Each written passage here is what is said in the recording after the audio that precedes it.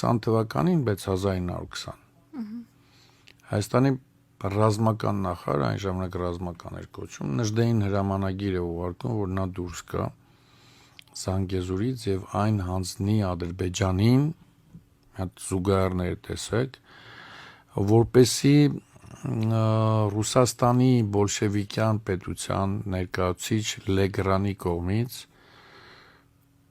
Հայաստանի անկախ հանրապետությունը ոտնձգության չի ենթարկվի։ Այ եթե դուք Զանգեզուրը հանձնեք Ադրբեջանին, մենք այլևս ձեր նկատմամբ ոտնձգություններ չենք անի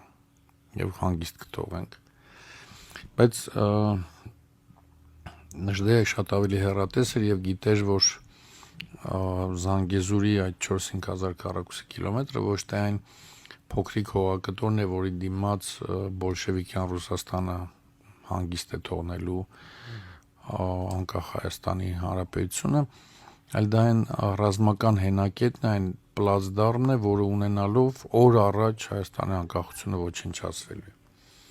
Եվ նա մարգարեական այդ միտքը, որ պատմության մեջ կան ժամանակներ, երբ օրվա իշխանական շահը պիտի ստորադասվի ազգի հավերժական շահերի։